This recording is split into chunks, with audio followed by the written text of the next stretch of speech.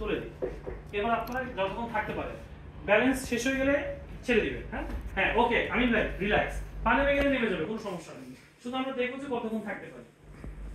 কেউ খুব বেশি রিস্ক নেবেন না, এবং পাখির মতো অনেকেই কিন্তু উঠছে। হ্যাঁ, আমি কেন কি পাখির মতো, এই পাখি আমি নাই কিন্তু খালি উপরে উঠছে আর নামছে, ঠিক আছে? এই পাখি কিন্তু ভালো করে উঠাতে হবে, একদম একটু আমরা অল্প করে উঠালে কিন্তু হবে না। হ্যাঁ, একটু বেশি উঠাতে হবে।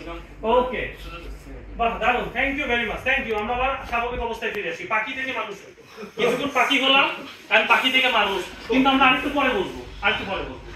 এই একই কাজ আবারও পাখি হবো, কিন্তু আগের পাখিটা চোখে দেখতো না, কিন্তু এখনকার পাখি চোখে দেখতে পাবে।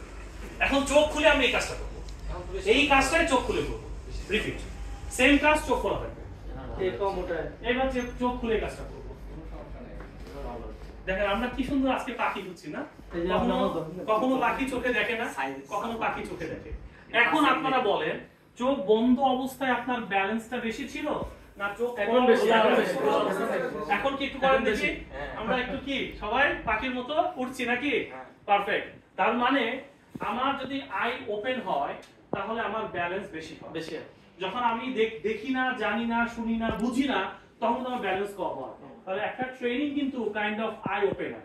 একটা ট্রেনিং আপনি যত করবেন, শিখবেন, জানবেন, তত বেশি আপনার ব্যালেন্স থাকবে, সাস্টেইন করবে। আপনি জানবেন না, বুঝবেন না, মাঠে চলে যাবেন কাজ করতে, ওই কাজ কিন্তু সাস্টেইন হবে, এফেক্টিভ হবে। ওরে পাখি না, মারাত্মক পাখি, এই পাখি ডিগবাজি দিচ্ছিল। তার মানে হচ্ছে আমরা যত জানবো